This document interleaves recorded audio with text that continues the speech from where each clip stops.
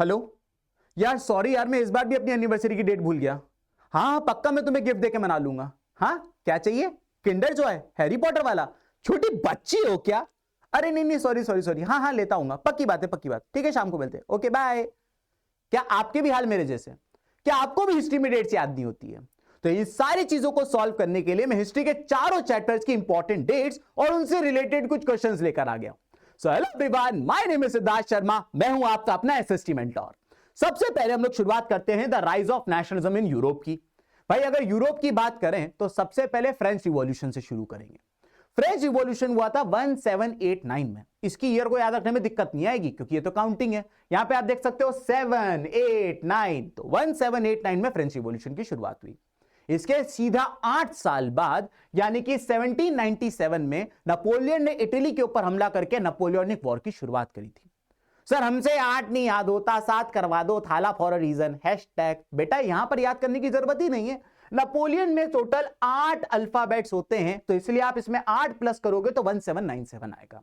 इसके बाद नेपोलियन ने फ्रांस का राजा अपने आप को घोषित कर दिया और 1804 से लेकर 1815 तक फ्रांस की गद्दी पे कब्जा करके रखा। आखिरकार 1815 में नेपोलियन को बैटल ऑफ वाटरलू में 4 कंट्रीज ने मिलकर हराया और जिसके बाद 1815 में ट्रीटी ऑफ वियना साइन करेगी और नेपोलियन को हटा दिया गया। तो ट्रीटी ऑफ वियना की डेट याद रखेंगे हम सारे बच्चे 1815, क्योंकि 1815 में ही बैटल ऑफ वाटरलू हुआ था। अब आपको यहां पे एक छोटा सा पॉज लेना है। आप सभी को पता होगा कि जो ग्रीस है वो ओटोमन एम्पायर के अंडर में आता था।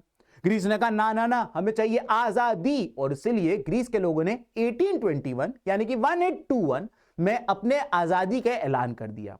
इसके 1821 के सीधा 10 साल बाद 1831 में मजीनी ने कहा भाई मजा आ गया, हम भी इटली को यूनाइट करेंगे, और उन्होंने यंग इटली नाम की एक ऑर्गेनाइजेशन बनी। अब इटली तो यूनाइट होता रह गया, लेकिन एक बात बताऊं, अगले ही साल यानी कि 1832 के अंदर ग्रीस को आजादी मिल गई, क्योंकि ग्रीस ने साइन कर लिया ट्रीटी ऑफ कॉन्स्टेंटिनोपल। अब यहां तक कि आप लोग को कहानी समझ में आ गई होगी। यहां पर मैं आपको थोड़ा सा पॉज लेके बताना चाहता हूं कि 1834 में जोल्वेरिन बना था एक प्रूशियन इनिशिएटिव पे, और 1848 में यूरोप में सब जगह क्रांति ही क्रांति यानी रिवॉल्यूशंस फैले हुए थे। तो ये 2 साल की ट्रिक आपको याद रखनी पड़ेगी, इनको थोड़ा सा हटना पड़ेगा, बाकी की ट्रिक मैं आपको बताता चलूंगा। इसके बाद इटली की बात करते हैं। देखो इटली थोड़ा सा इंपॉर्टेंट है दोस्तों। क्यों? सबसे पहली बात, इटली के राजा सबसे पहले बने। दूसरी बात, इटली को यूनिफाइड होने में सबसे ज्यादा टाइम लगा। और तीसरी बात, मोदी जी के इटली से थोड़े ज्यादा संबंध है। तो ये 3 चीजों के कारण इटली के बारे में हम लोग सब लोग याद रखेंगे। 1861 के अंदर इटली के राजा बने विक्टर इमैनुअल II, 1861 में। और सीधे 10 साल बाद यानी 1871 में विलियम द फर्स्ट जर्मनी के राजा बने। तो अगर मैं आपसे बोलूं किसका राजा पहले बना, इटली कि जर्मनी, तो आपको बताना है कि सर इटली का राजा पहले बना था, क्योंकि इटली हमारे लिए इंपॉर्टेंट है दोस्तों। तो 1861 में इटली के राजा बने थे और 1871 में जर्मनी के राजा बने थे। मैंने आप लोग को बताया था कि इटालियन यूनिफिकेशन को सबसे ज्यादा टाइम लगा था। यहां पर आप देख सकते हो 1859 से 1817 पूरे 11 साल लगे थे इटली को यूनिफाइड होने में। जर्मनी की बात करें तो 5 साल में इनका काम हो गया, 1866 में चालू किया, 71 में खत्म कर दिया। और लास्ट 1905 में स्लाव नेशनलिज्म की एक लहर आई थी। तो ये कुछ डेट्स हैं जो आप लोगों को the rise of nationalism in Europe वाले चैप्टर से पढ़नी थी। हो सकता है कि मैं थोड़ा स्पीड में करा गया हूं, तो आपको अभी इससे पहले मैं क्वेश्चन कराऊं, आपको इस वीडियो को यहां पॉज करना चाहिए, एक बार ये पूरी ट्रिक फिर से सुननी चाहिए और उसके बाद मेरे साथ क्वेश्चंस को अटेम्प्ट करना चाहिए। तो चलिए, अगर आप लोगों ने वीडियो को पॉज कर लिया तो आइए कुछ क्वेश्चंस को डिस्कस कर लेते हैं। पहला क्वेश्चन आप सभी के सामने है, वो कह रहा है treaty of Vienna, Napoleonic war begin, unification of Italy और फ्रेंच रिवॉल्यूशन, इन सारी चीजों को हम लोगों को सीक्वेंस में जमाना है। आप सभी बच्चों को पता होगा दोस्तों, ट्रीटी ऑफ वियना की बात करें 1804 से लेकर 1815 तक नेपोलियन ने राज किया था। 1815 में नेपोलियन वॉर हारा था और उसके बाद ट्रीटी ऑफ वियना साइन हुई थी। तो ट्रीटी ऑफ वियना की बात करें तो यहां पर आ जाएगा 1815। नेपोलियनिक वॉर्स बिगिन, मैंने आपको बताया था कि अगर नेपोलियन फ्रेंच रिवॉल्यूशन की बात करें तो आपको 1 के बाद गिनती लिख देनी है 7 8 9, लेकिन अगर आप इसमें 8 जोड़ देंगे तो आ जाएगा 1797, और इसी टाइम पे नेपोलियनिक वॉर शुरू हुए थे जब नेपोलियन ने इटली के ऊपर हमला करा था। तो नेपोलियनिक वॉर की बात करें तो 1797 में हुआ था। अब अगर हम बात करें यूनिफिकेशन ऑफ इटली की, मैंने अभी आपको थोड़ी देर पहले बताया कि यूनिफिकेशन ऑफ इटली जो था वो 1859 से 70 के टाइम तक चला था। तो यहां पे हम लिख देते हैं 1859 से लेकर 70 तक। और लास्ट है फ्रेंच रिवॉल्यूशन। मैंने आपको फ्रेंच रिवॉल्यूशन की डेट अभी यही बातों बात में बता दी थी, 1789। ठीक है, तो यहां पर हमने सारे साल लिख दिए। अब हमें जो चीज पहले हुई थी उसको पहले करना है। यहां पर आप देख सकते हो ये जितनी भी डेटा दे रखे हैं इसके हिसाब से अगर हम बात करें तो सबसे पहला हुआ था फ्रेंच रिवॉल्यूशन। फ्रेंच रिवॉल्यूशन के बाद हुए थे नेपोलियनिक वॉर, उसके बाद हुआ था ट्रीटी ऑफ वियना, और उसके बाद हुआ था ये, यानी कि 4213 कहां है 4213। तो दोस्तों पहले वाले क्वेश्चन का जवाब होगा ए 4213। ये हो गया हमारा पहला क्वेश्चन। आइए दूसरे क्वेश्चन को डिस्कस करते हैं, ये चेक करने के लिए कि हमारी स्ट्रेटेजी कितने सही तरीके से लैंड कर रही है। दूसरा क्वेश्चन लाया जाए, यहां पर हमें मैच द फॉलोइंग करना है दोस्तों। यहां पर आप देख सकते हो 1804, 1815, 1797 और 1821। ठीक है, अब आप सभी को पता होगा नेपोलियन आया था 1804 में और रहा था 1815 तक। तो जब नेपोलियन आया तो उसने आते ही नेपोलियनिक कोड लेकर आया था, जो अगेन इस चैप्टर का सबसे इंपॉर्टेंट क्वेश्चन है। तो आते ही नेपोलियनिक कोड लाया था, यानी कि 1804 में लेकर आया था।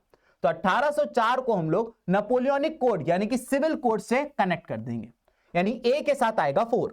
आइए देखते हैं ए के साथ 4 कौन से ऑप्शन में है, इसमें है और इसमें है, तो इन दोनों ऑप्शंस को हम लोग हटा देते हैं। इसके बाद आप सभी को पता होगा कि 1815 में नेपोलियन हारा था, बैटल ऑफ वाटरलू, और उसके बाद ट्रीटी ऑफ वियना साइन हुई थी। तो 1815 को हम लोग ट्रीटी ऑफ वियना से मैच कर देंगे, यानी कि बी के साथ 3 को कर देंगे, और बी के साथ 3 बच्चों सिर्फ ये वाले में आएगा, तो इसका सही जवाब होगा बी। देखा कितना आसान क्वेश्चन होते हैं, बस एक बार आपने ट्रिक अच्छे से कर ली, 2-3 बार उसको रिवाइंड करके देख लिया, उसके बाद कोई क्वेश्चन ऐसा नहीं जो आपसे सॉल्व ना हो। आइए आगे बढ़ते हैं दोस्तों, एक और क्वेश्चन कर लेते हैं। यूनिफिकेशन ऑफ इटली की बात करते हैं। अब मैंने आपको एक ट्रिक बताई थी कि इटली के राजा भी पहले बने थे, इटली के यूनिफिकेशन में टाइम भी सबसे ज्यादा लगा था, और इटली से हमारे संबंध भी ज्यादा अच्छे हैं। अब यहां पे 2 दे रखे हैं, यहां पर आप देख सकते हो 11 साल लगा है इसको होने में, और यहां पर लगा है केवल 5 साल। तो ऑब्वियस सी बात है इटली वाले में ज्यादा टाइम लगा था, तो बी को लगा देंगे हम यूनिफिकेशन ऑफ इटली से, यानी बी के साथ 1, और सी को हम लगा देंगे यूनिफिकेशन ऑफ जर्मनी से, यानी कि सी के साथ लगा देंगे 2। तो B1C2 कहां पर है, आइए देखते हैं। B1C2 यहां पर है, और तो कहीं नहीं है। तो बच्चों सही जवाब होगा इसका ए, बी के साथ 1 है, सी के साथ 2 है। बाकी आपको यह भी पता होगा 7, 8, 9 गिनती लिखी हुई है, यानी ये फ्रेंच रिवॉल्यूशन की बात कर रहा है, ए के साथ 4, ए के साथ 4। और 1859 में Piedmont and France defeated Austria. आपने एक बात नोटिस करी, मैंने ये वाली चीज ट्रिक में नहीं बताई थी, और यही मैं आपको बताना चाह रहा हूं कि किताब में जितनी भी डेट्स लिखी हैं सबको रटने मत बैठ जाइए, आपको कुछ सिलेक्टेड ही याद करनी है। क्योंकि अगर आपने एक क्वेश्चन में 4 चीजें दे रखी है, अगर आपको 3 की भी डेट याद है तो आप चौथा वाला ऑटोमेटिकली कर लोगे दोस्तों, तो घबराने की कोई बात नहीं है। चलिए आगे बढ़ते हैं, अगले क्वेश्चन की तरफ जाओ। ओके, खत्म ही हो गए, बस आपने इतने क्वेश्चन कर लिए, आपका काम हो जाएगा। आइए अब हम लोग अगले चैप्टर की तरफ जाते हैं, जो कि है नेशनलिज्म इन इंडिया। भाई साहब देखिए कितनी सारी डेट्स हैं, घबराने का नहीं भाई, ये ना सब कर आगे जाएगा। नेशनलिज्म इन इंडिया की बात करें तो आप सभी को पता होगा कि सबसे पहले गांधी जी 9 जनवरी 1915 को साउथ अफ्रीका से लौटे थे। तो 1915 में गांधी जी साउथ अफ्रीका से लौटे थे, और गांधी जी ने आने के बाद सोचा कि मैं क्या करूं कि इंडियंस भी मुझे जाने और इंडियंस यूनाइट हो सके। इसके लिए उन्होंने एक नेशन वाइड सत्याग्रह करने से पहले 3 छोटे छोटे सत्याग्रह किए थे। सबसे पहला सत्याग्रह गांधी जी ने 1917 में, मैंने उल्टे गलती लिख दिया दोस्तों, 1917 में चंपारण बिहार में किया था। ठीक है ना, चंपारण बिहार में किया था। फिर 1917 में ही दूसरा सत्याग्रह गांधी जी ने खेड़ा डिस्ट्रिक्ट ऑफ गुजरात में किया था, और तीसरा सत्याग्रह गांधी जी ने 1918 में किया था अहमदाबाद में। ठीक है ना, तो गांधी जी के 3 सत्याग्रह, रीजनल सत्याग्रह, 2 1917 में हुए थे और एक 1918 में हुआ था। यही बात यहां लिखी हुई है, 1917 में चंपारण, 1917 में खेड़ा और 1918 में अहमदाबाद वाला सत्याग्रह। यहां तक क्लियर हो गया। 1919 बहुत इंपॉर्टेंट टाइम था सर, क्यों? क्योंकि इसमें 2 बार 1919 लिखा हुआ है। हे अरे इतना सिंपल नहीं यार, ऐसे फटे नहीं मारूंगा। अच्छा सॉरी 1919 इसलिए इंपॉर्टेंट था क्योंकि एक तो यहां पे खिलाफत कमेटी बनी थी, खलीफा को हार्शफुल पीस ट्रीटी ना थोपी जाए उससे बचाने के लिए, और दूसरी बात जलियांवाला बाग मैसेकर हुआ था 13 अप्रैल 1919 को। तो बिल्कुल 1919 में 2 बार 19 आ रहे हैं, तो आपको यहां पे 2 सिग्निफिकेंट इवेंट याद रखने हैं, एक खिलाफत कमेटी और एक जलियांवाला बाग मैसेकर। ये 2 चीजें आपको याद रखनी पड़ेंगी। इसके बाद आ जाते हैं 1821 में। 1821 में गांधी जी ने नॉन कोऑपरेशन मूवमेंट और खिलाफत मूवमेंट लॉन्च किया था। अगले ही साल क्योंकि चौरा चौरा कांड हो गया था, तो गांधी जी ने नॉन कोऑपरेशन मूवमेंट को विड्रॉ कर लिया था, है ना। 21 में चालू किया, 22 में फिनिश, 21 में चालू किया, 22 में फिनिश, 21 में नॉन कोऑपरेशन मूवमेंट चालू हुआ और 22 में फिनिश। इसके बाद क्या हुआ, नॉन कोऑपरेशन मूवमेंट के टाइम पे ही अलूरी सीताराम राजू जो थे, जो कि आंध्र प्रदेश के गुडेम हिल्स में थे, उन्होंने लोगों को गुरिल्ला वॉरफेयर के लिए प्रोत्साहित कर दिया था। तो नॉन कोऑपरेशन मूवमेंट तो खत्म हो गया था, लेकिन ये जंगल में छुपे हुए थे, ब्रिटिशर्स इनको ढूंढ रहे थे। तो नॉन कोऑपरेशन खत्म होने के 2 साल बाद ये पकड़े गए और 1924 में ब्रिटिशर्स ने इनको पकड़ा और एग्जीक्यूट कर दिया। तो 21 में नॉन कोऑपरेशन मूवमेंट चालू हुआ, 22 में फिनिश हो गया, लेकिन नॉन कोऑपरेशन मूवमेंट की कुछ चीजें आउट ऑफ कंट्रोल चली गई थी, जैसे कि अलूरी सीताराम राजू जी की कहानी थी। ब्रिटिशर्स इनको ढूंढ रहे थे, 2 साल बाद इनको पकड़ा और 24 में पकड़ के एग्जीक्यूट कर दिया। यहां तक क्लियर हो गया। अब मेरी बात जरा ध्यान से सुनो।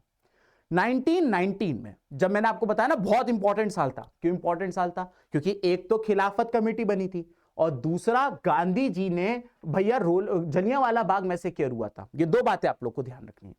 1919 में एक गवर्नमेंट ऑफ इंडिया एक्ट भी साइन हुआ था और कहा गया था कि इस एक्ट को रिव्यू करने के लिए 10 साल बाद लंदन से एक टीम आएगी। यानी कि 1919 के एक्ट को रिव्यू करने के लिए 1929 में एक टीम आनी थी लंदन से, लेकिन ये टीम 1 साल पहले ही आ गई और इसका नाम था साइमन कमीशन। यानी कि 1928 में आने वाली टीम 1928 और 1929 में आने वाली टीम 1928 में आ गई और 1928 में साइमन कमीशन इंडिया में आया। अब यहां से आपको कहानी सुननी है। साइमन कमीशन इंडिया आया, इंडियंस ने कहा बिल्कुल नहीं चलेगा, बिल्कुल नहीं चलेगा, Simon go back, Simon go back, हमने नारे लगाए। ब्रिटिशर्स डर गए, जिसके बाद ब्रिटिशर्स ने हमें डोमिनियन स्टेटस का ऑफर कर दिया अगले ही साल। लेकिन हम लोगों ने कहा ना ना ना ना ना, कांग्रेस ने करी लाहौर में एक सेशन और कहा कि हमें तो चाहिए दोस्तों पूर्ण स्वराज। यहां तक क्लियर हो गया।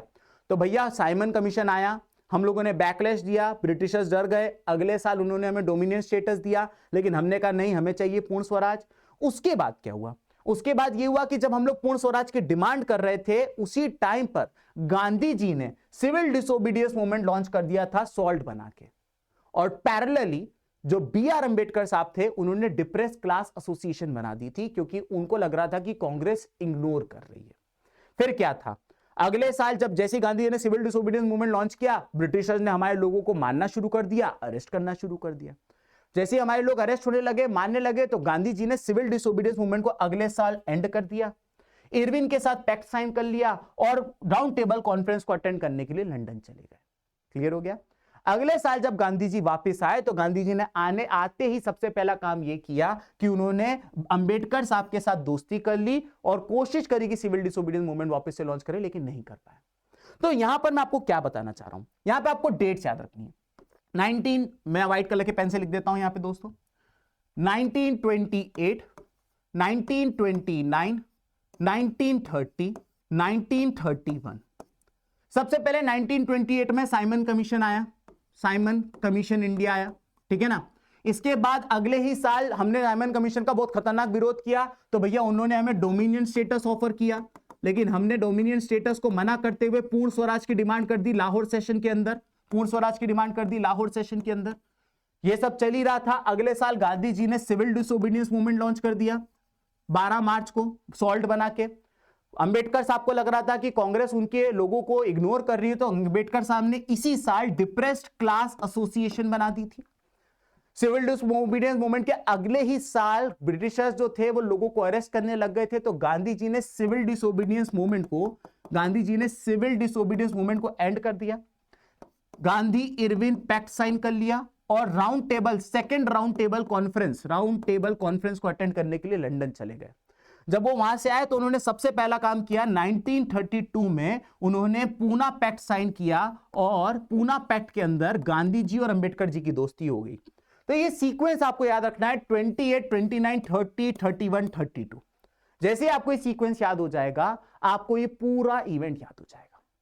अब अगेन, इससे पहले हम क्वेश्चंस के ऊपर जंप करें, मैं आपसे रिक्वेस्ट करूंगा इसको यहां पॉज करिए, थोड़ा सा बैक जाइए और यहां से आप एक बार पूरा मेरा सुनिए वापस से, एक दो बार सुनना पड़ेगा दोस्तों, मैं कई सालों से पढ़ा रहा हूं इसलिए मुझे याद हो गया, लेकिन आपको एक दो बार की मेहनत तो करनी पड़ेगी ना यार, उसके बाद आप मेरे साथ क्वेश्चन लगाएंगे।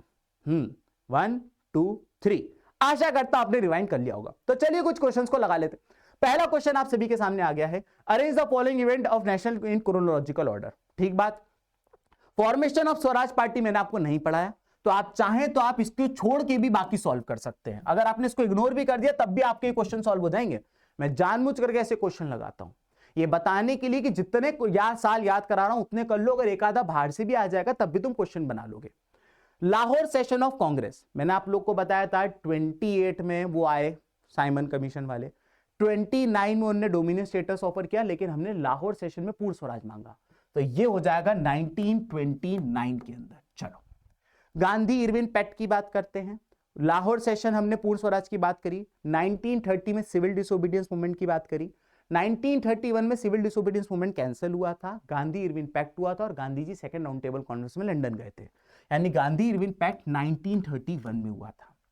मैंने आपको फिर से बताना है, 28 में वो आए साइमन कमीशन, 29 में हम लोगों उन्होंने डोमिनियन स्टेटस ऑफर किया, हमने पूर्ण स्वराज मांग लिया। ठीक है, 30 के अंदर सिविल डिसोबीडियंस मूवमेंट लॉन्च किया था गांधी जी ने, लेकिन साथ साथ 1930 में अंबेडकर साहब ने डिप्रेस क्लास एसोसिएशन बनाई थी, क्योंकि उनको लग रहा था कांग्रेस उनको इग्नोर कर रही है, तो 1930 के अंदर ही डिप्रेस क्लास एसोसिएशन बन गई थी।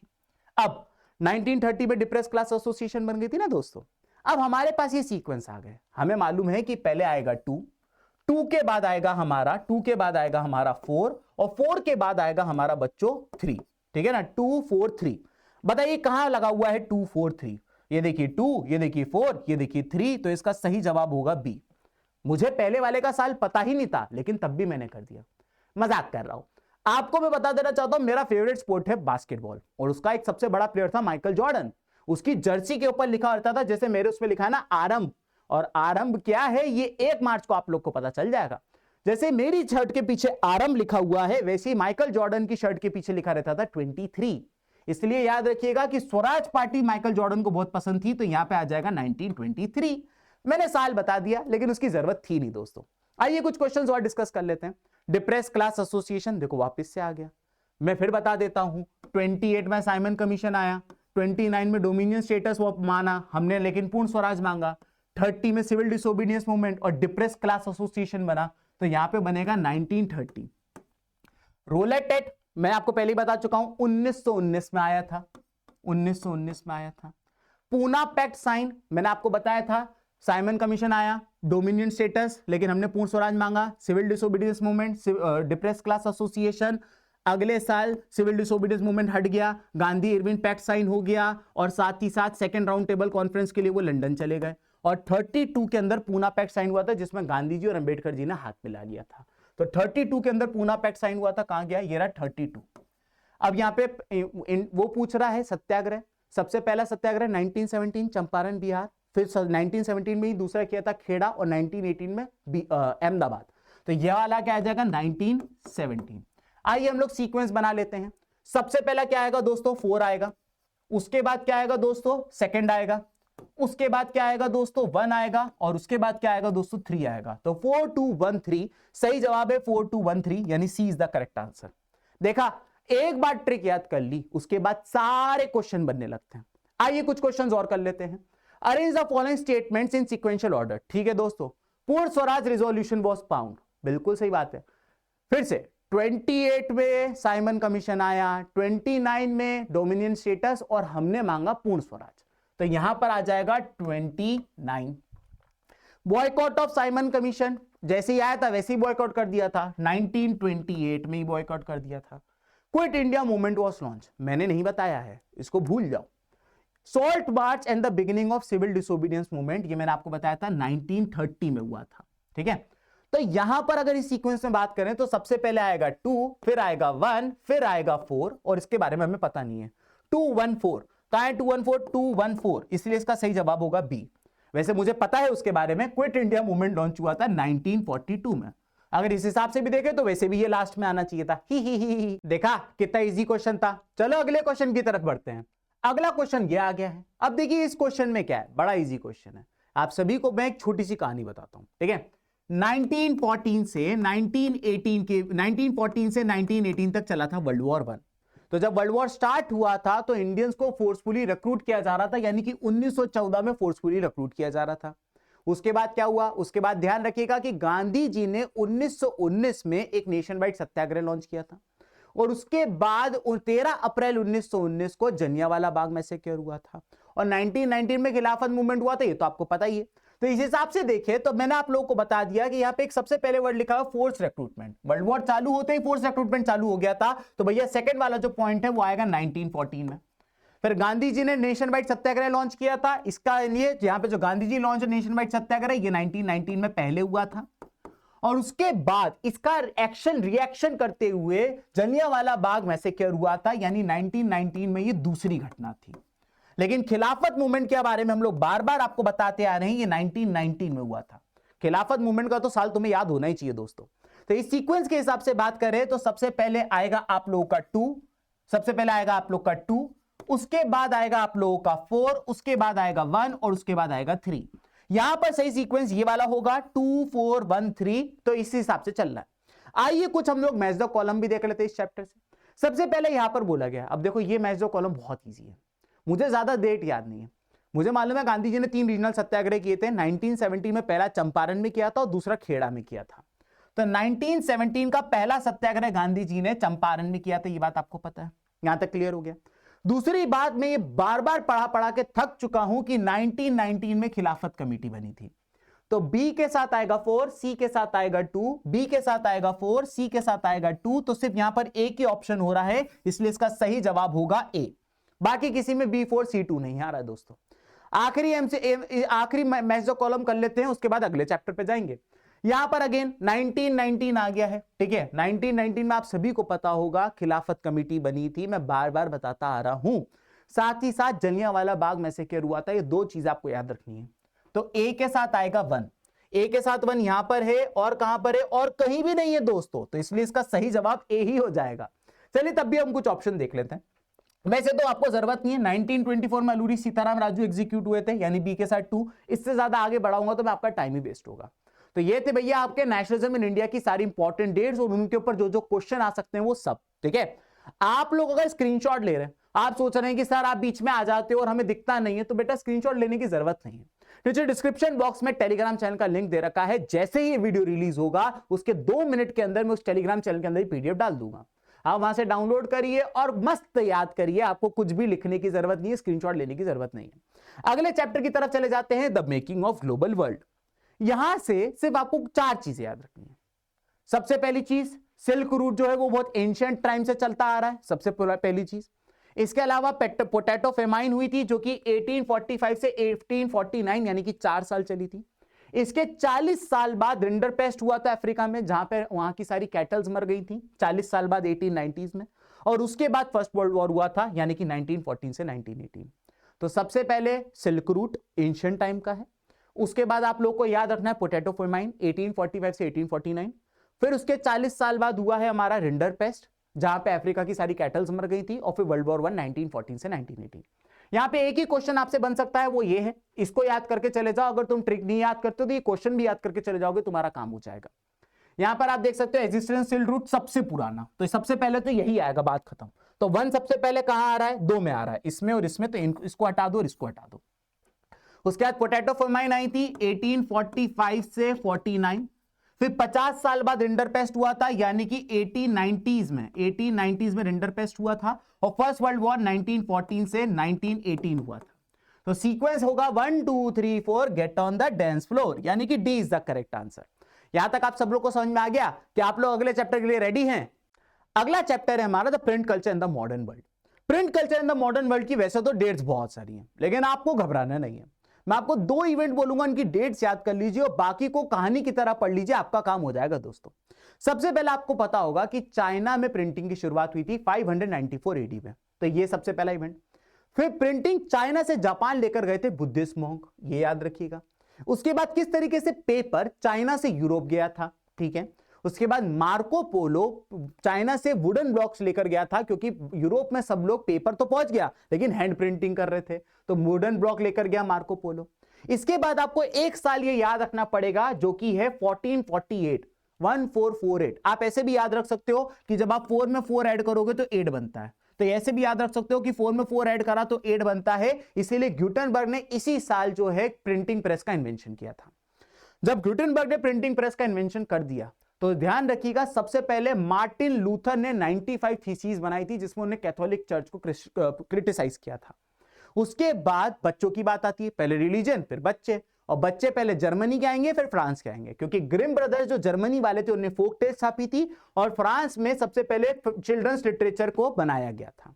तो ये आपको कुछ साल याद रखने, इसमें आपको 2 साल बहुत अच्छे से याद रखने पड़ेंगे। सबसे पहला साल आपको याद रखना है दोस्तों ये वाला, 1448 के अंदर गुटेनबर्ग ने प्रिंटिंग प्रेस का इन्वेंशन किया था और 1517 के अंदर मार्टिन लूथर ने 95 थीसिस लिखी थी। ठीक है, ये 2 साल याद रखिएगा, 1448 जब गुटेनबर्ग ने प्रिंटिंग प्रेस का इन्वेंशन किया और 1517 जब मार्टिन लूथर ने 95 थीसिस करी।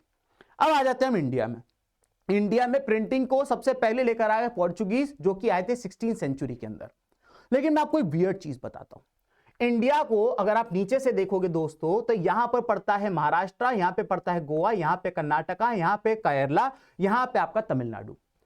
पोर्चुगीज आए थे केरला में, लेकिन आपको पता है पोर्चुगीज जब केरला आए प्रिंटिंग टेक्नोलॉजी लेकर, लेकिन सबसे पहली किताब जो थी वो तमिलनाडु में तमिल लैंग्वेज में छापी गई, उसके बाद केरला की मलयालम लैंग्वेज में छापी गई और उसके बाद कर्नाटका की कन्नड़ लैंग्वेज में छापी गई।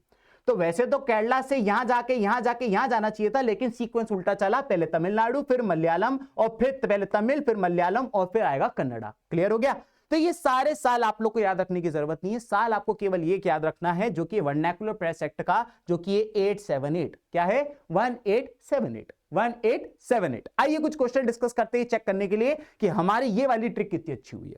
सबसे पहली बात आ गई ये, जहां पे बोला गया है मार्टिन लूथर ने 95 थीसिस लिखी थी। मैंने आपको बताया था इसकी डेट याद रखिएगा, क्या थी, 1517। ठीक है ना। अब आपको बोला गया है तमिल बुक पहले छपी कि मलयालम बुक। मैंने आपको अब भी बताया कि सबसे पहले बच्चों तमिल बुक छपी थी, उसके बाद मलयालम और उसके बाद कन्नड़ा। ठीक है, तो यहां पर याद रखिएगा कहां गया, ये रहा। तो पहले तमिल बुक छपेगी फिर मलयालम छपेगी, यानी कि पहले 2 आएगा फिर 3 आएगा। वर्नाकुलर प्रेस एक्ट की डेट मैंने आप लोग को याद करने को कही थी, अब भी जस्ट थोड़ी देर पहले बता रहा था, 1878। ठीक है, तो यहां पर हम लिख देंगे, यहां पर क्या डेट है, 1878। तो इस हिसाब से देखें तो सबसे पहले 95 थीसिस आएगा, यानी कि 1 सबसे पहले आएगा, तो इसको हटा देते हैं, इसको हटा देते हैं।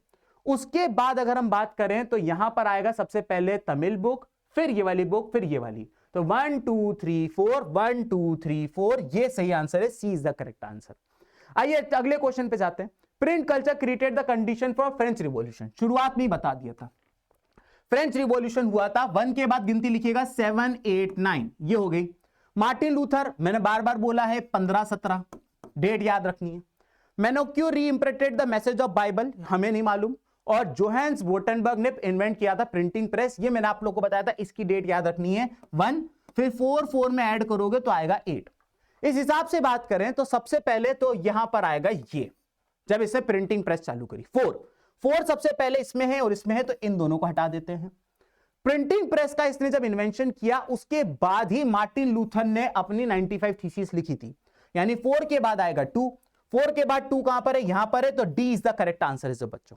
आगे बढ़ जाते हैं दोस्तों, यहां पर अगला क्वेश्चन है। अगेन देखो मैंने आपको बताया था 1517 95 थीसिस मार्टिन लूथर की, तो यहां पर आएगा बी के साथ 2। बी के साथ 2 कौन कौन से ऑप्शन में है, एक तो इसमें है और एक तो इसमें है, तो इन दोनों को हटा देते हैं। उसके बाद हमें और कौन से डेट याद है, 878 के अंदर आया था हमारा वर्नाकुलर प्रेस एक्ट, हमें यह बात पता है, यानी डी के साथ आएगा 4। डी के साथ 4 दोस्तों कहां पर है, डी के साथ 4 यहां पर है, इसलिए इसका सही जवाब होगा ये। क्रॉस चेक करने का एक तरीका ये भी है, मैं आपको बताया था 4 में 4 प्लस करोगे तो 8 आएगा, इसलिए गुटेनबर्ग ने यहां पर बनाई थी प्रिंटिंग प्रेस। ए के साथ आएगा 1, यानी ए के साथ 1, यही सही जवाब है। ठीक है, अब यहां पर मैंने आप लोग को हिस्ट्री के सारे चैप्टर्स की इंपॉर्टेंट डेट्स याद करा दी, साथ ही साथ उनसे आने वाले क्वेश्चंस भी करा दिए। अब मुझे पूरा यकीन है कि तुम लोग 25 फरवरी को जो तुम्हारे बोर्ड एग्जाम होने वाले ना, उसमें तुम फोड़ के आने वाले हो, और मुझे पूरा यकीन है कि तुम एक चैंपियन बन के उभरोगे, और हम अनअकैडमी में तुम्हारी सक्सेस को सेलिब्रेट करना चाहते हैं। बस आपने जो भी किया है, आपने जो भी अचीव किया, आपके जो भी मार्क्स आए हैं, हम अपनी तरफ से अगर आपने कुछ एक्स्ट्रा ऑर्डिनरी अचीवमेंट किया है तो हम अपनी तरफ से आपको कुछ सरप्राइज, कुछ गिफ्ट देना चाहते हैं। हो सकता है गैजेट्स हो सकता है कि आपको हम यहां पर बुलाएं और आपको पूरे इंडिया के सामने हम आपको अवार्ड दें। तो अगर आप चाहते हैं कि आपकी सक्सेस सेलिब्रेट हो और आप भी चाहते हैं कि नेशनल लेवल पे आप अपने मम्मी पापा को रिप्रेजेंट करें, तो बस डिस्क्रिप्शन बॉक्स में एक लिंक दे रखा है, उस लिंक में अपनी इंफॉर्मेशन भरिए, आपका मोबाइल नंबर, आपका ओटीपी, ये सब, आपका रोल नंबर, ये सब चीजें भरिए। और अगर आपका कुछ एक्स्ट्राऑर्डिनरी रिजल्ट आएगा तो हम अनअकैडमी की तरफ से आपको कुछ थोड़ा बहुत हमारी तरफ से जो कर पाए वो हम करेंगे। तो बच्चों आज के लिए केवल इतना ही। अगर आपको सेशन अच्छा लगा हो तो इस सेशन को लाइक जरूर करिएगा, और साथ ही साथ अगर आप 25 फरवरी को पूरी तरीके से कॉन्फिडेंट हो और आपको लगता है कि भाई इस बार का जो पेपर उसमें आप आग लगाने वाले हो, तो मुझे कमेंट सेक्शन में I can and I will जरूर लिख के जाइएगा दोस्तों। So till next time, let's crack it.